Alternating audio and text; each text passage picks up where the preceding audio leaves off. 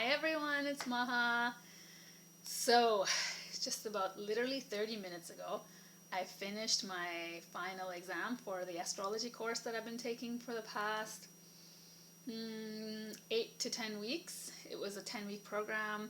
It was part of the module that I'm in right now for the diploma program. I will talk to you guys about that in more detail in an upcoming video.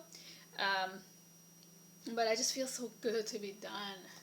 It was really stressful this week because it was like a 5-day exam, take-home exam, and there was a lot of material. The whole thing, I finished, I think, about 25 pages written, typed, single-spaced. It was a long exam, and now it's over. It feels so good.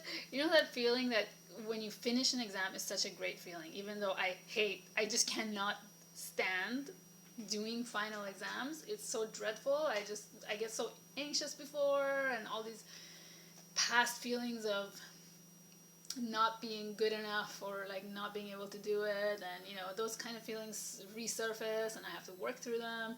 And finally, when it's over, it's like, that was nice, and that feels really good. It's like I feel like I actually accomplished something, which is nice.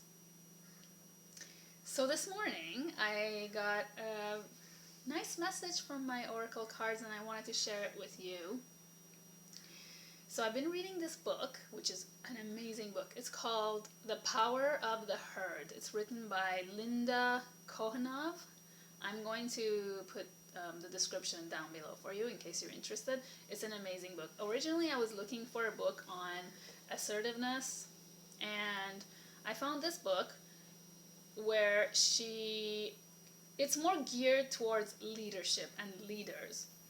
However, I think it's useful for everyone. She talks about developing your emotional intelligence through her experience of working with horses. She's worked with horses for decades, and obviously her knowledge and the insights gained from working with horses have enabled her to open up group work, kind of like therapy-based groups, where she helps people be in touch with their emotions and get better at feeling, and things like working through relationships. A lot of important things that are more geared towards leaders. For example, knowing how the group energy is, knowing the dynamics of people, understanding them, and being in tune with their emotions, understanding what's going on. Because horses, as you probably already know, are highly intelligent, highly emotionally intelligent. And so she's brought up all that knowledge and kind of created her own program of helping people, assisting people become more in touch with their emotions. So this book is great, and it covers all kinds of topics like establishing boundaries, becoming more assertive, exercises and meditations even to be in touch with your emotions. And so she talks about in the beginning of the book how she opened up a horse stable, and she named it after the goddess Epona, the Celtic goddess.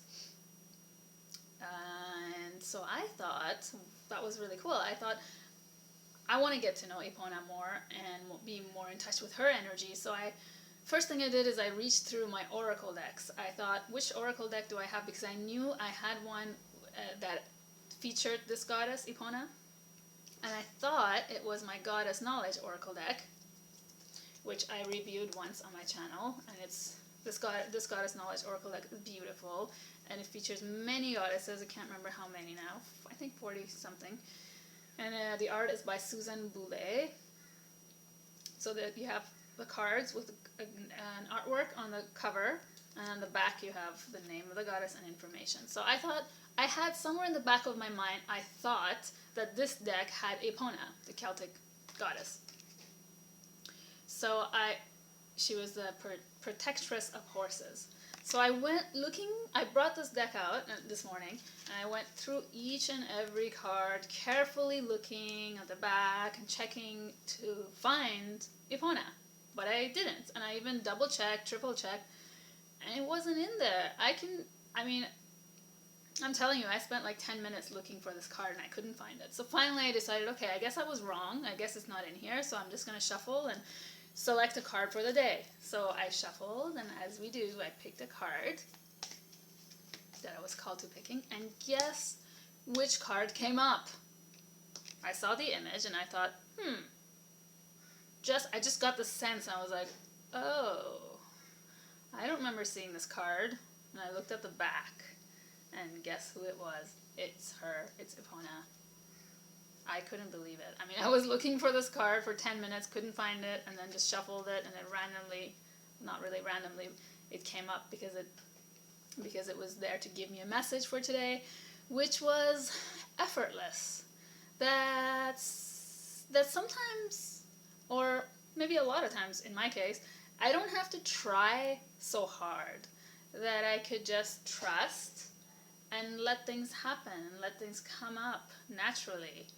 Trust my intuition. Effortless. Not striving and struggling so hard all the time.